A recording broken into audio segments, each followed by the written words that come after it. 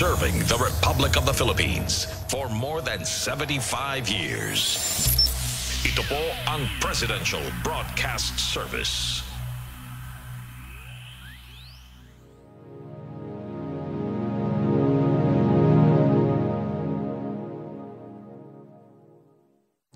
Magandang araw mga kababayan. This is Dante Clink-Ang II, Chairperson of the Commission on Filipinos Overseas.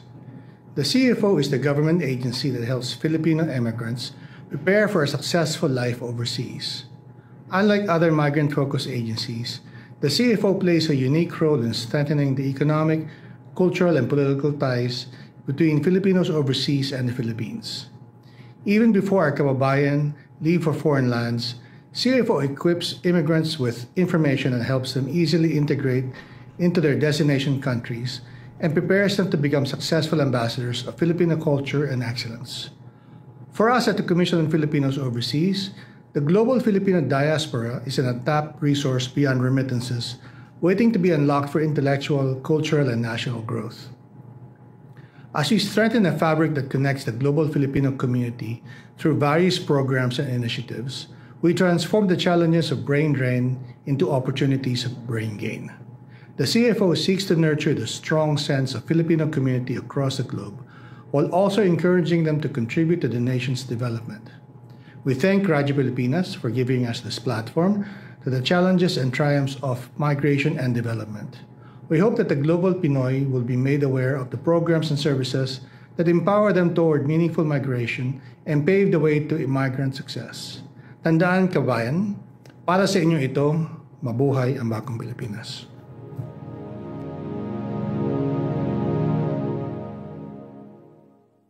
Narito na ang programang mag-uugnay sa mga Pilipinong naninirahan sa iba't ibang panig ng mundo. Serbisyong CFO sa Bagong Pilipinas. Serbisyong hatid ng Commission on Filipino Overseas at Radyo Pilipinas World Service. Ang programang magtatampok sa mga proyekto at serbisyo publiko upang mapalakas ang ugnayan ng milyong-milyong Pilipino sa kanilang bansang pinagmulan.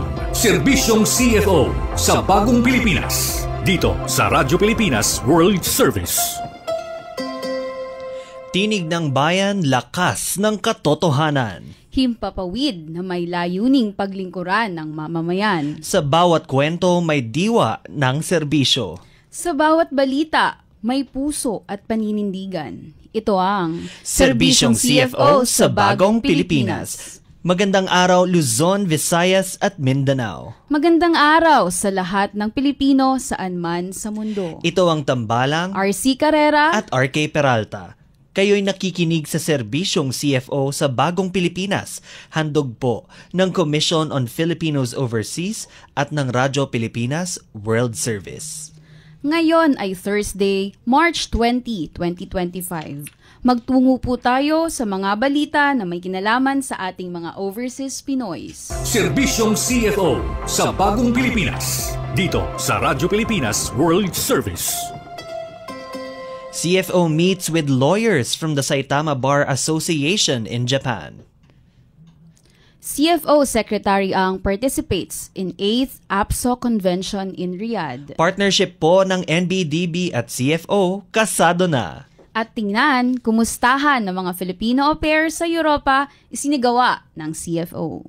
Serbisyong CFO sa Bagong Pilipinas. Dito sa Radyo Pilipinas World Service. 12 Japanese lawyers from the Saitama Bar Association visited the Commission on Filipinos Overseas on January 7 as part of their global legal study tour in the Philippines. Welcomed by CFO Secretary Dante Clink-Ang II and other key officials, the visit focused on sharing legal insights, particularly in family law, and exploring ways to strengthen legal aid for Filipinos in Japan. The exchange is a significant step in enhancing international cooperation. With many Filipinos living abroad, understanding each other's legal system is crucial in protecting migrant rights and improving access to justice. The Japanese delegation also shared that legal services in Japan offers free support, including interpreters for foreigners, similar to the Philippines Public Attorney's Office. Serbisyong CFO sa Bagong Pilipinas. dito sa Radyo Pilipinas World Service. In other news, the Commission on Filipinos Overseas, led by Secretary Dante Clincang II, took part in the 8th Association of Philippine Schools Overseas or APSO Convention at the Crown Plaza Hotel, Riyadh Palace, Saudi Arabia. Addressing 160 educators from 21 Philippine schools overseas, he lauded their dedication to shaping the next generation of Filipino youth abroad. He emphasized the role of the CFO in supporting overseas Filipinos and invited participants to join the Global Diaspora Conference in June 2025, marking the CFO's 45th anniversary. Secretary Ang highlighted the CFO's mission of shaping young minds and emphasized the importance of transforming the challenge of brain drain into the success of brain gain, contributing to the vision of a bagong Pilipinas. Serbisyong CFO sa Bagong Pilipinas, dito sa Radyo Pilipinas World Service.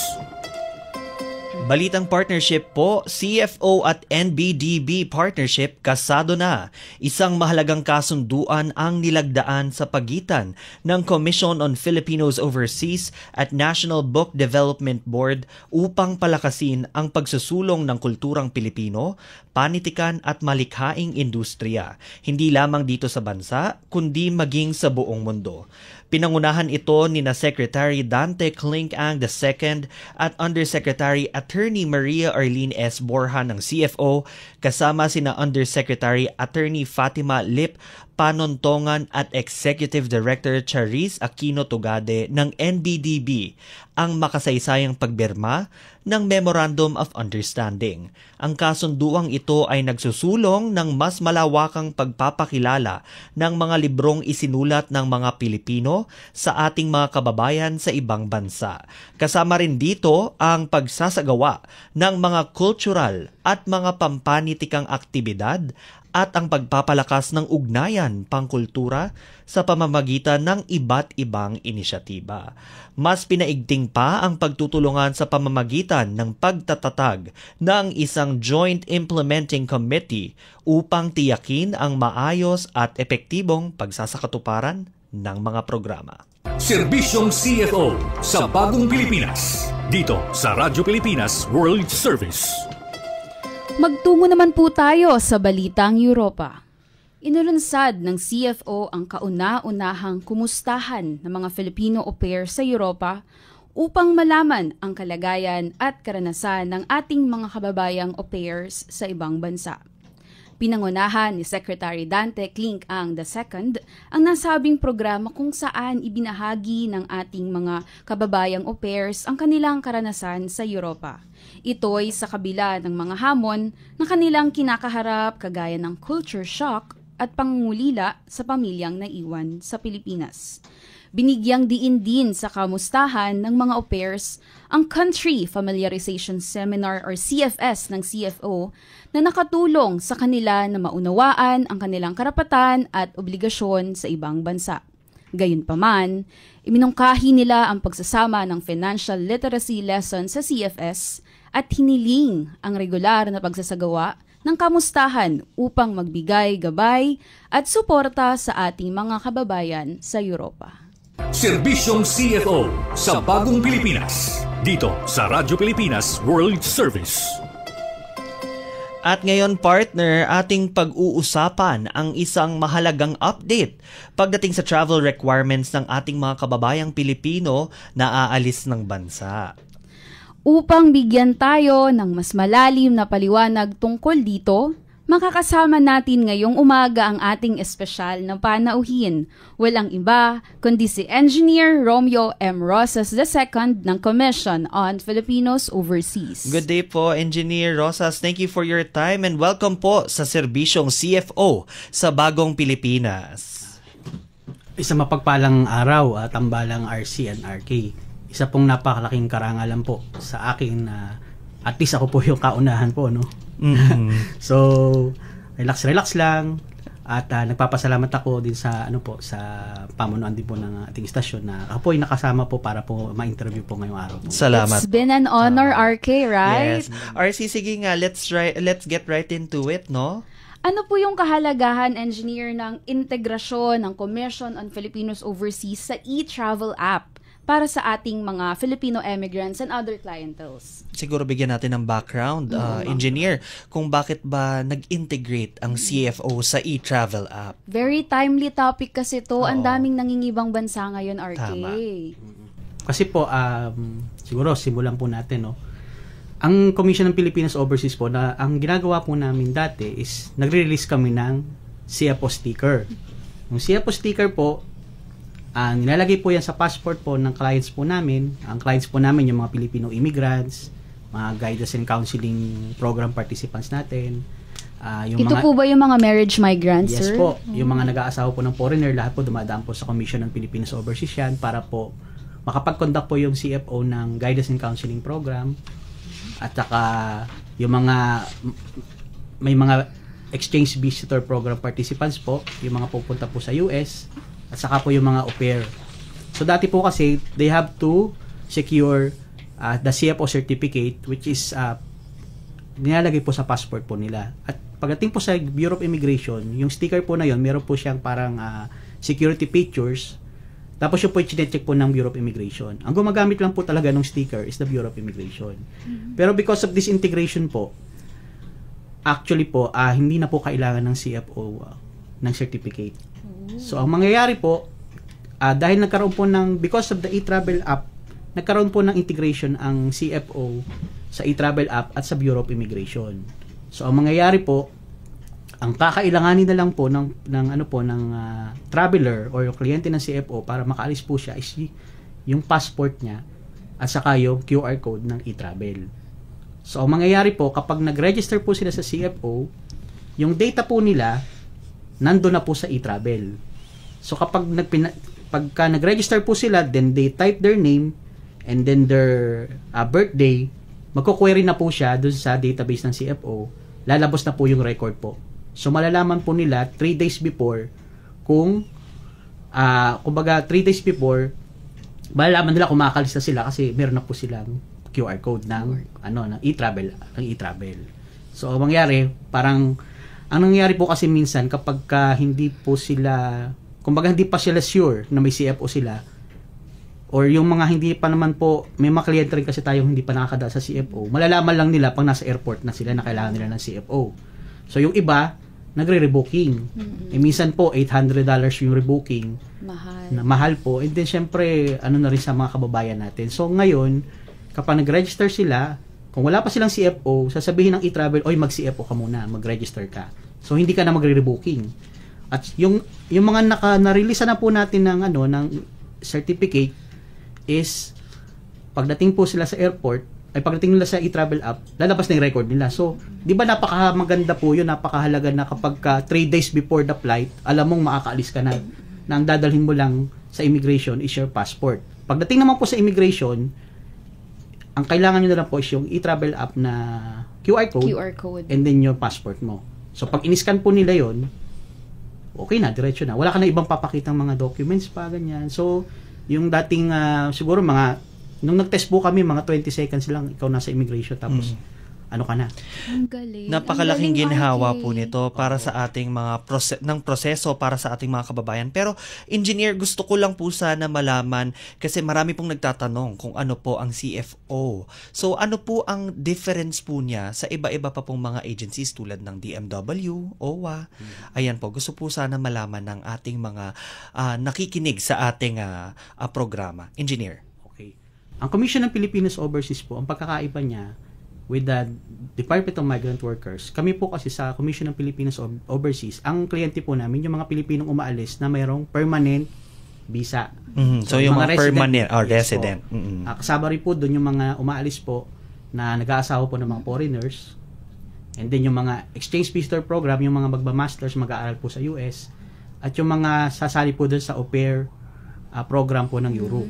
So, yun po yung kliyente namin. Pagdating po doon sa DMW, ang kliyente po nila yung mga OFW o yung mga may kontrata. So, na kailangan nilang bumalik sa Pilipinas after their contract. Yung sa atin po sa Asia po kasi, permanently doon na sila maninirahan. Sa sa DMW is may contract sila, kailangan nila bumalik after their contract expired. So, kalimitan po yung mga kliyente ng CFO yung pumupunta po sa US, Canada, Australia, Japan, and then yung karamihan naman po doon sa DMW sa mga Middle East countries. So, yun po. Gusto ko po bumalik, partner, gusto ko bumalik dun sa sa e-travel app ng CFO kasi nakapag-integrate na nga tayo dito sa e-travel app na pinamumunuan, kung hindi po ako nagkakamali, DICT po ang namumuno po dito. So, paano po nito mas pinapadali ang proseso? Kasi nabanggit nyo na po kanina na dati po ay manual ang may mga stickers pa po ang CFO. So, paano po nito pinapadali ang proseso sa immigration para sa ating mga clients? Kasi if I'm not mistaken, engineer, kasama po ang Bureau of Immigration sa partnership po na ito at para mas mapabilis po ang proseso. Ano-ano po ang mga kaakibat na mga programs ng CFO? Pwede na po bang dumiretso na po doon o kailangan pa rin po ba pumunta sa opisina? Pwede po ba nating i-discuss yun, engineer? Napakasaya po natin kasi nung pagdating po ni Secretary Dante ang una niyang pinagawa sa amin is makipag-meeting kagad tayo sa DICT. So nang nakipag-meeting tayo sa DICT, dati po kasi hindi po tayo kasama sa eGov app. So eGov Travel. So nung pagdating niya, minute po namin ang si Secretary po, then former Secretary Uy, and then si Yusek David Almirol. Talagang from that moment po, mga 2 weeks after po nun, nagsimula na po yung integration. So, nakakatuwa po kasi dahil siguro God's time talaga. Yes po. Na nag-adjust din po ang DICT at nag-adjust din po ang BI. So, nagkaroon po kami talaga ng testing. Saka nagtulungan po talaga kami tatlo. Kasi nga, para po mapabilis po yung serbisyo natin sa mga kababayan po natin. So, si DICT, siya po yung gumawa ng portal. Kami po yung gumawa ng API. Yung API po, yun po yung ginawa po ng CFO para ma-integrate po yung ating database. Pakipag-usap po doon sa database ng e-travel at pakipag-usap po doon sa Border Control Information System ng BI. At nakakatuwa din po sa BI naman po, sila po yung nag-testing.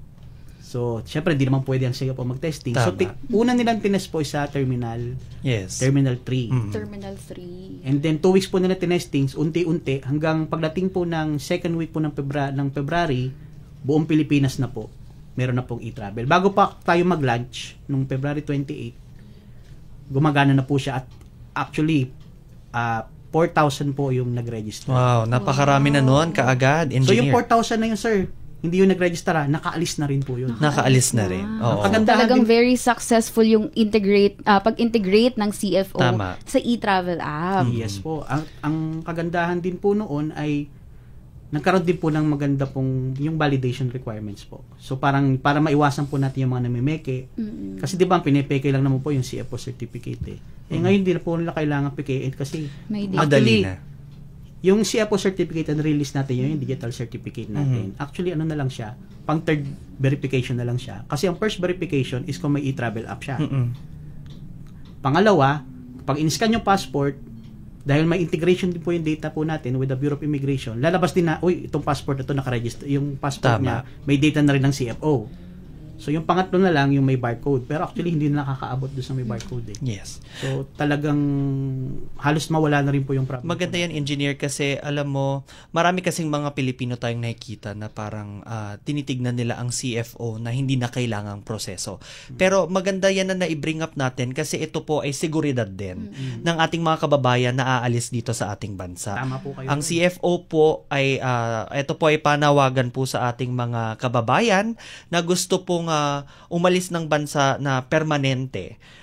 Ito po ay maganda, dapat po ay dumaan tayo sa CFO para meron po kayong seguridad pagdating nyo po sa patutunguhan po ninyong bansa. Baka may tanong ka, partner? So, based dun sa usapan natin, engineer, yung mga immigration officers, dahil dun sa pag-integrate ng CFO sa e-travel app, meron ng direktang access sa impormasyon ng ating mga kliyente. Kahit OFW pa yan, or kahit ibang visa holders, meron ng direktang access dun sa impormasyon impormasyon ng mga kliyente natin. Kaya mas napapabilis at mas nagiging efficient yung proseso bago sila lumabas ng bansa. Kasi sobrang hirap po kapag na-offload ka. Hindi lang oras, hindi lang pera, nakaka-down talaga sa mga mga babiyahe papuntang ibang bansa. Siyempre, may bag ka na. Doon ka na. Kompleto na Nahatid ka na. Tama. Hindi mo alam. Tapos after 30 minutes, balikan nyo ako, hindi ako nakasakay. Exhausting talaga yon, Director. So, I agree with you, partner. Napakalaking tulong at ginhawa ito sa ating mga Filipino clients na emigrants. So gusto natin magtanong din, partner, no? Kasi nakita ko rin na meron naman parang may na-mention kanina na may mga individual na nag-aalok ng mga mabilisang pagproseso. Tama ba to? Ano po yung partner? dapat natin gawin doon, Director? So, what if meron tayong mga kliyente na malapit na yung flight, tapos gusto nila ng expedited processing. Ano po yung masasabi nyo doon? Wag na pong, mas maganda po talaga na pumunta na lang sa CFO. Kasi, number 1 po, hindi naman, 30 pesos lang po ang binabayaran sa CFO. Documentary stamp. And then, meron po tayong 150 pesos para lang po dun sa computer, yung payment fee. And then, meron naman pong online na rin. So, meron fully online na po tayo na service na hindi na po kailangan pumunta ng CFO. Kaysa naman pagdating mo sa airport, syempre, ang ibibigay sa iyo nung expedite, kunyari, yung certificate, pagdating pa lang sa airport, malalaman na po. Kasi wala naman pong access po. Parang hindi po naka-integrate na naka-integrate na po yung certificate natin eh. So, pag chinek po ng BI yun, talagang wala po talagang record. At pag walang record, i-hold po talaga yun. And then 100% po talaga masakit sa ulo dahil so ang ibig sabihin po niyan, engineer na fraud. So ibig sabihin po ba niyan ay talagang walang otorisadong ahente o individual na maaaring mag-process ng e-certificate? Talagang CFO lang? Wala po, at CFO lang po talaga yan. Opo. Bakit mo kasi ipagpapalit yung konting alwan dun sa pagdating mo sa airport, mo offload ka? Actually, diba? partner, mas maalwan nga kung mismong sa komisyon ka na. Pumunta talaga kasi kung may lumapit na tao na nag-aalok ng expedited processing sa pagkakaintindi ko kay engineer, dapat itong i-report din agad sa CFO. Kasi ang pagkuha po, mga kababayan, ng CFO certificate ay dapat lamang gawin sa opisyal na website ng CFO upang maiwasan ng panloloko at paggamit ng pekeng dokumento. Partner. So mahalagang mag-ingat tayo mag-ingat tayo mga kababayan at huwag tayong magpaloko kasi mahirap ma-scam ngayon. Maaaring ngayon dahil nagmamadali ka, kukuha ka ng tulong or hihingi ka ng tulong dito sa mga fixers na ito or mga nag-aalok na expedited processing. Pero again, pagdating nyo ng airport, kayo din yung mahihirapan. Tama. So, ano pa ba yung mga pwede nating itanong dito, partner, kay engineer? Engineer. Ngayon po, ano po yung karaniwan, sa tingin nyo, engineer, ano po yung mga karaniwang technical issues na maaaring maranasan ng ating mga kliyente? Alam naman natin na minsan kapag nagmamadali, kahit parang printer lang yan kapag nagpiprint tayo, di ba, nasisira yung printer kapag nagmamadali, nakakaramdam yung printer. Pero itong mga ating mga kliyente, sa tingin nyo po, Director, ano yung mga karaniwang technical issues or concern na pwede nilang maranasan habang ginagamit yung e-travel app? And paano po natin masusolusyonan yon or saan tayo pwedeng lumapit para humingi ng assistance? Okay. Siyempre, number 1 po kasi talaga na kailangan po ng isang sistema ay yung mabilis pong internet connection. Kaya kung magre-register po kayo sa CFO or magre-register kayo using the e-travel app, siguraduhin po natin na magandang po yung connection natin. Siguro kung wag naman yung 2 bars, no? Kasi pag ganun po talaga, meron pong pagkakataon na maghahang po yung hindi po kayo makaka-connect dun sa system po. Number 2 po, kung may problema po, kunyari hindi po nag-register kayo tapos wala yung pangalan nyo, pwede po kayong mag-email. Dun sa email po natin, yung ofcourse.techsupport@cfo.gov.ph or doon po sa ating email na info@cfo.gov.ph. Meron naman po kaming 24/7 po na mga na agent po para po mag-reply po sa mga emails po natin kung meron po kayong may tanong po or merong suggestion, ganun po. So at least po siya, pero ngayon po kasi hindi naman ganun karami po yung yung mga ganun po. Nagiging problema lang nakikita namin kasi yung bagal ng connection Diba, nakakonect sila, biglang biglang nawala yung connection nila, tapos parang hindi nila mabalikan. So, pag ganun po, pwede naman mag-email sa amin para sabihin lang nila yung pangalan, kung ano po yung registration, ibibigay po namin yung aside next from step. the internet connection, I think yung peak usage hours din. Yes. So siguro lalo kapag December, madaming bumabiyahe, madaming nangingibang bansa. Let's ensure na siguro sa madaling araw tayo mag-register dun sa app, and then malakas yung internet natin upang matiyak natin yung smooth processing and smooth registration dun sa e-travel app. Para sa ating mga kababayan din, no, gusto nating itanong si Engineer Rosas kung saan nga ba located ang ating CFO office, no? So ang Commission ng mga Pilipino sa Ibayong Dagat, or the Commission on Filipinos Overseas, ay nasa 20 and 21st floor, the upper class tower, Quezon Avenue, yes, corner Scout Reyes, Diliman, Quezon City. So may website naman po tayo, is the cfo.gov.ph. Ando po yung address po natin, and then andun po yung mga address po ng ating mga satellite offices. We have satellite offices in Davao, in Cebu, and Baguio, and then malapit na po yung Cagayan de Oro. Wow, ang dami palang extension or satellite offices ng CFO. Mas mapapadali ang mga ang pagrerehistro sa CFO, kasi yun naman talaga ang goal ng Commission on Filipinos Overseas, na mailapit natin ang ating services sa mga tao na hindi na po kailangan bumiyahe. So, syempre, small steps tayo, pero mas malaki po yung plano natin in the long run. So, sa mga gusto din po mag-register para sa CFO, dapat po tiyakin natin na sa official website lamang ang ating pagrerehistro. Nandun naman po kaagad yon sa mismong front page ng cfo.gov.ph ang lahat po ng kailangan na registrations at requirements po, pati na po ang scheduling natin sa mismong opisina. Siguro engineer, bigyan nyo lang po kami ng message po para sa ating mga tagapakinig ng ating programa bago po natin i-wrap up ang ating first episode ng serbisyong CFO sa Bagong Pilipinas. Siguro just a reminder po sa lahat. Ang administrasyon po ng ating ngayon po na ating ginagalang na Pangulo, si Pangulong Bongbong Marcos, talagang gusto niya kasing maisaayos po yung lahat po ng ating serbisyo, at gusto niya maging online po lahat. So sa atin po, sa pagkipagtulungan po ng DICT at saka po ng CFO, nagre-ready na rin po ang CFO doon po sa e-gate. So kasi darating po yung panahon, wala na po mga immigration counter. Scan na lang ng passport po. Mapapabilis po, yung pinaka-goal po natin, and then yung implementation din ng e-passport. So tuloy-tuloy po yung pagbabago, tuloy-tuloy po yung improvement para po sa ating mga kababayan, kasi gusto po natin mapabilis po at mapadali yung kanilang paglalakbay. Yun po. Talagang malaking tulong, malaking ginhawa ito para sa ating mga kababayang Pilipino, engineer na mangingibang bansa.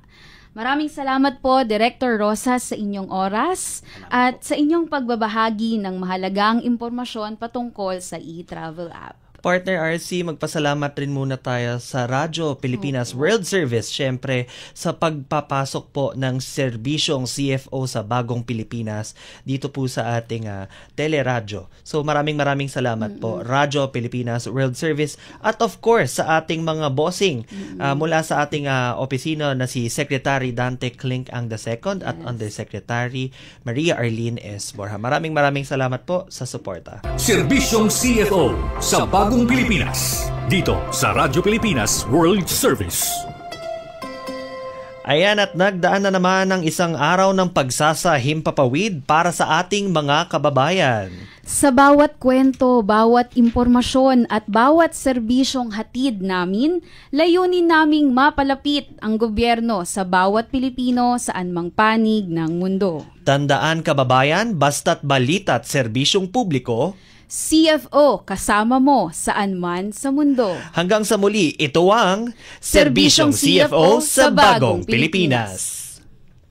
Narito na ang programang mag-uugnay sa mga Pilipinong naninirahan sa iba't ibang panig ng mundo. Serbisyong CFO sa Bagong Pilipinas. Serbisyong hatid ng Commission on Filipino Overseas at Radyo Pilipinas World Service. Ang programang magtatampok sa mga proyekto at serbisyo publiko upang mapalakas ang ugnayan ng milyong-milyong Pilipino sa kanilang bansang pinagmulan. Serbisyong CFO sa Bagong Pilipinas. Dito sa Radyo Pilipinas World Service.